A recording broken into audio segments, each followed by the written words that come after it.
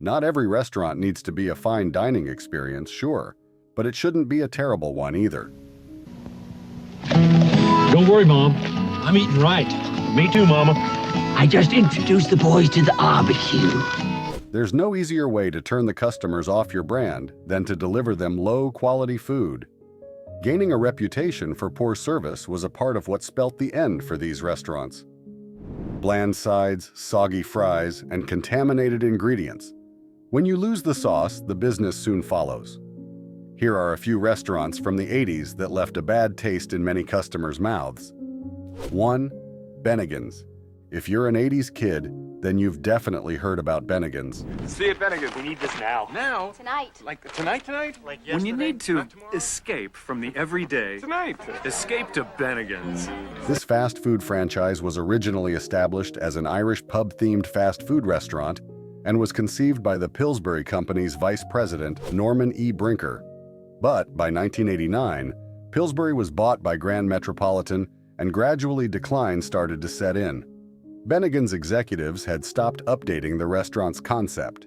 The quality of the franchise's menu offerings took a nosedive. It took a while for it to reflect, but sales began to drop and customers began to slowly dwindle. Bennigan's began to lose its standing in the fast food market. By 2008, all the Bennigan's locations, due to their parent company filing for bankruptcy protection, while the branches overseas continued to stay open. As of now, Bennigan's has 100 outlets in development abroad and more than 10 locations across 6 states in the U.S. Bennigan's faced a sharp decline due to a drop in quality of the food it was serving, but our next restaurant had it even worse. 2. The Sloppy Spatula. The Sloppy Spatula was a short-lived fast food restaurant that was opened by chef Benny McBurns in 1982. The restaurant never really got the chance to take off due to the poor quality of the food that was delivered to the customers. Customers would often complain about the bland food, overcooked burgers, and soggy fries that became a fixture of the restaurant, which would close less than 4 years later in 1986. Maybe the restaurant was aptly named because the quality of the food was truly sloppy. The Sloppy Spatula was unable to outlive the reputation for poor service it had garnered, much like the next fast food chain on the list. 3. Brewster's Chicken. Big news from Brown's Chicken.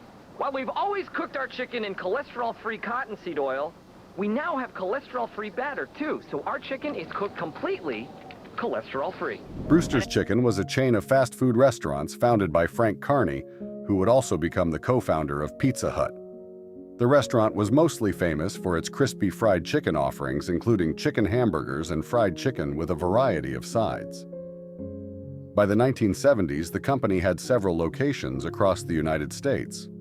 However, as the brand continued to expand into the 80s, it faced major issues maintaining the consistency and quality of its service and menu offerings. Despite the frantic attempts of Brewster's to rectify this and meet customer expectations in later years, the brand's negative reputation had already been cemented. The company would close down not too long after. Brewster's undoing was their inability to maintain standards of quality after their rapid growth in the 80s, a story not too different from the next restaurant chain on the list. 4. Wags.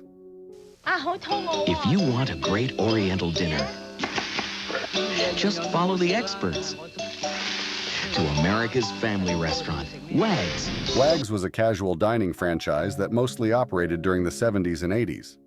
The restaurant chain was launched by pharmacy store behemoth Walgreens in the 60s as its entry into the fast food industry. The franchise was built with the intention to compete with the brands at the top of the food chain like Denny's and Burger King. In the case of Wags, there were a few problems with that idea, the most important being that the quality of their food was underwhelming. By 1988, most of Wags' stores were sold off to Marriott Corporation. The rest of the business shut down soon after. While Wags collapsed due to a combination of subpar service and poor management, the next fast food chain managed to be a little more lucky, even though absolutely nobody wants them back. 5. G.D. Ritzy's. What's been gone too long is back at G.D. Ritzy's. Authentic chili parlor chili served up to 7 taste-tempting ways. This diner-style restaurant franchise was originally founded by Graydon Webb in Columbus, Ohio, in 1981. It was marketed as a throwback diner-style restaurant with menu offerings like hamburgers, fries, and ice cream. Throughout the 80s, the brand would expand into several locations around the United States. A major problem customers would have with the restaurant chain towards the end of the decade was the consistency and the quality of the food, and the fact that the meals they were getting served would often be stale. Facing a drop in sales, G.D. Ritzy's no longer found itself able to compete with more established fast food chains with better menus and a higher standard of service. By 1989, G.D. Ritzy's went bankrupt and all its locations were forced to shut down. The brand was revived 3 decades later in 2018, however, and continues to operate till date. G.D. Ritzy's originally shut down due to a drop in the standard of service of the restaurant chain, much like this once beloved restaurant franchise. 6. York Steakhouse. Looking for a great lunch at a great price? Well, York has lots of them. At York Steakhouse, we serve the best in food and quality. At York Steakhouse, we've got delicious honey-glazed roast chicken. This restaurant was big in its heyday for the affordable steak dinners. The first one was opened in 1966 by Eddie Grayson and Bernie Gross in Columbus, Ohio. The second was opened by Eddie Grayson's brother Howard in the main mall, shortly after it opened in 1971. By the time the restaurant chain would be bought by General Mills in 1977, York Steakhouse already had close to 150 units across the United States. The restaurant chain offered several classic steak dishes with a variety of sides. But with time, they began to garner a reputation for bland food, overcooked steaks, and abysmal service. This, along with a combination of other factors, led to a sharp drop in sales and ultimately the closure of most of its units towards the end of the 80s. The failure of York Steakhouse can be chalked up to the franchise's failure to satisfy its customers, very similar to what happened with the next franchise on the list. 7. Sambo's. You can go to Sambo's day or night. The food is good, the price is right. You can eat dinner anytime. And you can dine for $1.99 at Sambo's. The controversial name wasn't the only problem people had with this franchise. Talking about the name, the founders got it from a combination of their names, Sam Battistone Sr. and Newell Bonnet. There wasn't much of an issue for Sambo's at first, though. After their launch in 1954, the company exploded in size, and by 1963, it had already expanded to 16 cities across the United States. Before the end of that decade, Sambo's had gotten so large that it started to diversify into other franchises. The company's name only came back to bite in the 70s. In several of the cities where they were located, pressure started to mount on the company to change the name. There was a flood of protests and lawsuits in those communities, prompting a few of them to temporarily change their names to the Jolly Tiger. The company later changed its name back to Sambo's, citing a drop in sales. Sadly, their sales would never recover. By 1979, Sambo's had 1,179 outlets in 48 states across the USA. But by 1982, all of Sambo's restaurants had closed apart from the first one in Santa Barbara, California. In response to the restaurant facing backlash from protesters during George Floyd protests, it made a final name change to Chad's. Sambo's closed down because it became a relic of a bygone time, just like the knee restaurant chain would not too long after. 8. Howard Johnson's. The home of good food is Howard Johnson's. Now have Howard Johnson's good food at home. Howard Johnson's is such a friendly place to have good food. What was the one thing you were definitely going to find if you were on a road trip in the 80s? A gas station? Endless roads? No. You mostly saw Howard Johnson outlets every few miles. At its peak, it was more than just a restaurant franchise. It was a symbol of classic Americana. The fast food chain was originally founded by Howard Deering Johnson in 1925. While it experienced a steady climb of growth since, business really boomed for the franchise in the 60s and 70s. Howard Johnson's held dominance over the market, holding the #1 spot with 1,000 locations across the U.S. Things would change drastically as the 80s approached, however, and a chaotic round of acquisitions in the late 70s and early 80s, the quality of the brand started to fall. The brand that used to be #1 started to face competition from new fast food joints and casual dining that were offering better service and more modern menus. Even worse, clients started to notice the quality of the food from the once beloved chain starting to gradually decline. With a decline in quality came a decline in sales, and by the 90s, most Howard Johnson's restaurants across the U.S. had shut down. Only one store continued to hold its own despite low sales in Lake George, New York, only closing in 2022. Inconsistent quality of service sent this franchise on a downward spiral, just like it would to our next ill-fated fast food joint. 9. Victoria Station. When we say Victoria Station is a cut above, that means a lot, like our famous prime rib cooked and cut to perfection. Victoria Station was a railroad-themed steakhouse restaurant franchise, originally conceived by Bob Freeman, Peter Lee, and Dick Bradley as part of a graduate project. The first location was opened in San Francisco in 1969. The company grew rapidly, and by its peak in 1978, Victoria Station had 97 locations all across the country. The restaurant chain was carefully designed to appeal to the members of the baby boomer generation. Their main menu offerings were prime rib, steaks, barbecued beef ribs, and their signature shrimp dish that they called Shrimp Victoria. The restaurant saw major growth and at one point became one of the first restaurant companies to offer employees stock options. The company started to hit the rocks in the 1980s, leaving a swarm of unsatisfied customers in its wake. Firstly, a lot of customers found the food to be extremely overpriced, at least compared to the dining experience and the quality that was being offered. Secondly, the quality of the food being served at the chain's outlets had begun to rapidly decline by the 1980s, and the inconsistency in the quality and taste of their food became a frequent complaint. Slowly but surely, this led to a decline in the popularity of Victoria Station and the closure of most of its stores in 1986. Victoria Station started to leave customers with a sour taste as it expanded. Our next fast food franchise was no different. 10. Geno's Hamburgers.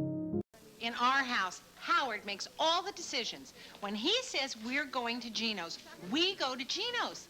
I go for Geno's sirloin. Geno's Hamburgers was launched in 1959 by legendary NFL player, Baltimore Colts defensive end Gino Marchetti, with the help of fellow friends and NFL stars Alan Mackey and Joe Campanella, just outside Baltimore. The company grew into a franchise in 1967 when Geno's merged with Tops Drive-In and most of their locations were rebranded into Geno's. They would quickly hit a roadblock, however, upon trying to expand into the Midwest in the 70s. The company's attempt to expand into regions where Marchetti led to confusion between the brand and regional powerhouse Papa Gino's.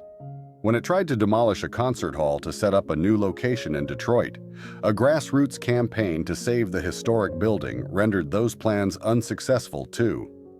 The brand quickly fell out of favor with customers in the 80s due to the inconsistent quality of their menu offerings across different outlets. The last Geno's Hamburger restaurant closed in 1986. The brand was revived in 2010 as Geno's Burgers and Chicken by its original founders, but it also later closed down in 2016. Geno's Hamburgers was a fun place to dine at in its heyday. Even though no one wants them back, the next food chain took that to another level. 11. Shakey's Pizza Parlor. We serve fun at Shakey's. We've got player pianos. We serve fun at Shakey's. We've got old-time songs. We serve fun at Shakey's. We've got Time to talk about the first franchise pizza chain to make its way into the US of A, Shakey's Pizza Parlor. The franchise was founded in 1954 in Sacramento, California, by Sherwood Shaky Johnson and Ed Plummer. Shakey's Pizza Parlor would quickly become a local sensation, not for its food, but with the jazz revival the band Shakey's hired to entertain the customers started. For decades afterwards, till the 70s, the menus included the lyrics to classic songs so customers could sing along with the band while their food was being prepared. By 1967, There were 272 Shakey's pizza parlors across the United States, and by 1975, the company had expanded to Japan and the Philippines. But the extent to which the franchise got there due to the quality of their food and opposed the fun atmosphere of its outlets are in question. Customers would frequently complain about the poor presentation, blandness, and greasiness of their pizzas. Despite their efforts to improve their pizzas in the coming decades, Shakey's couldn't outlive the reputation it had gotten for poor quality. By the late 80s, Shakey's was left with just 221 outlets in the conventional United States. As of today, the restaurant still has 6 outlets operating in the Mexico City area. Shakey's isn't the only pioneer on the list. Our next fast food franchise was basically the king of it. 12. Sandy's. Big Scott, Big Scott. Sandy's Big Scott. Big Scott. It's a giant of a meal. Sandy's was originally launched in 1956 as a bunch of McDonald's restaurants by a group of investors in central Illinois. After a McDonald's executive forbade them from opening more locations across the state, they decided to start a new restaurant, Sandy's, instead. It was marketed as a competitor of the McDonald's franchise right from inception. The menu was like what you'd get at McDonald's with their 15-cent hamburgers, 20-cent milkshakes, and 10-cent bags of French fries. The one thing Sandy's did decide to do differently from McDonald's came back to bite them, and that was making all its outlets entirely operator-owned. In theory, this was meant to give each branch free rein to function independently, in the hope that this would help them cater to the needs of each community more effectively. In practice, though, what resulted was a wild inconsistency in the quality of the food being served across outlets that turned customers off. After a short-lived boom in the 70s, Sandy's was weighed down by a string of lawsuits and a drop in the sales entering the 70s. The company would eventually be bought out by Hardee's at the end of 1986. The 80s was a bad decade for American restaurants, and our next franchise wouldn't be an exception. 13. Arthur Treacher's Fish and Chips. At Arthur Treacher's, we realize that there are some members of some families who don't come in all that willingly the first time, but then they discover our delicious fish and chips. Arthur Treacher's Fish and Chips was a mostly seafood-based fast food restaurant that was founded in Columbus, Ohio in 1969 by principals S. Robert Davis, future Wendy's founder Dave Thomas, and L.Z. Hartzog. Davis, Thomas, and Hartzog all had ties to KFC one way or another, with Davis having built and leased properties for the brand, Thomas operating and later selling several of the brand's franchises, and Hartzog having owned a chain of bakeries selling biscuits to KFC franchises. The fast food franchise was named after Arthur's Treacher, an English actor mostly known for his performance as Jeeves, the perfect butler in Shirley Temple films of the time. The menu of the restaurant chain was primarily seafood and chicken with chips, which gave the brand a distinctly British character. By the 1980s, the brand began to struggle with its rapid expansion and the stiff competition from other seafood brands. As of right now, there are only 3 locations left of what was once a massive franchise. Arthur Treacher's Fish and Chips failed despite being a big industry player that was running it at the time. Quite unlike our next franchise, which started from more humble beginnings. 14. Lum's. All Lum's burgers are cooked to order. All choice beef. Maybe Lum's will name one after me. Say you already have, Mr. Burrow. That's why they're called hamburgers. Lum's, no one else will give you more. When Lum's was founded in 1956, it was just a hot dog stand that brothers Stewart and Clifford S. Perlman bought for $10,000 in Miami Beach. But by 1961, that hot dog stand would grow to become 4 restaurants. Right from the start, the Perlman brothers had big plans for their new business. Clifford Perlman especially believed in the dream so much that he quit his position as president of Southern Wood Industries, Inc., to focus on the business. For a while, it paid off. Lum's expanded aggressively in the 60s and 70s.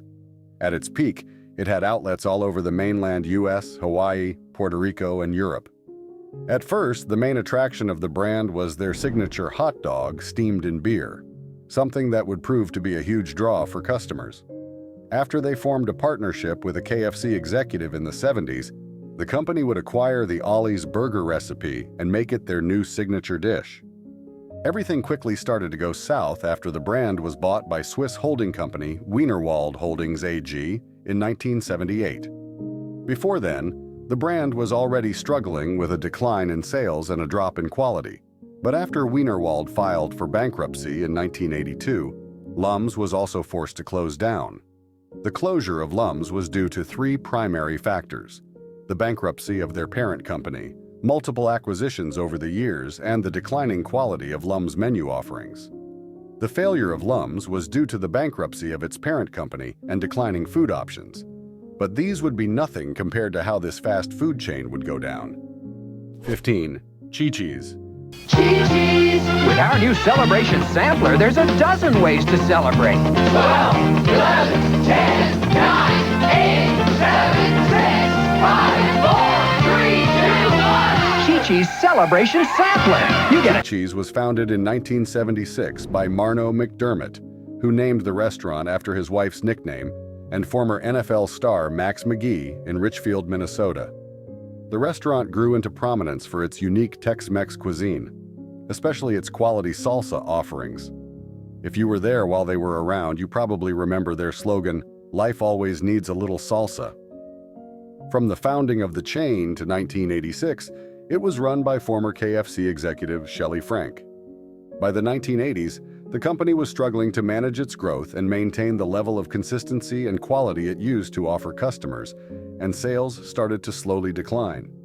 In the 80s and 90s, the company experienced a series of acquisitions, finally getting bought out by Prandium Inc. in 1993. After Prandium Inc. filed for bankruptcy multiple times, Chi-Chi's itself filed for bankruptcy in 2003. A month after filing for bankruptcy, though, Chi-Chi's became ground zero for the largest hepatitis A outbreak in American history, causing 660 illnesses and at least 4 deaths in the Pittsburgh area. Chi-Chi's spent the next year settling the lawsuits from this disaster. By 2004, Outback Steakhouse bid for 76 of Chi-Chi's locations, and the franchise shut down the remaining 65. Chi-Chi's went out with a monumental catastrophe.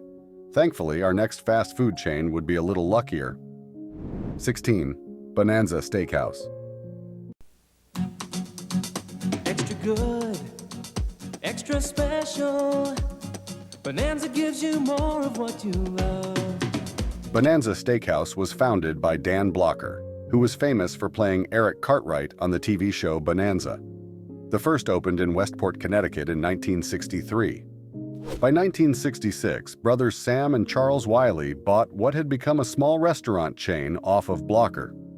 The restaurant offered a diverse menu that included seafood, steaks, and chicken entree. At the peak of the restaurant's popularity in 1986, it had approximately 600 locations across the United States. In later years, though, criticism of a lack of variety in the restaurant chain's menu options started to increase, and the quality of the food the chain was offering started to drop. This led to sharp decline in sales for the burgeoning restaurant franchise.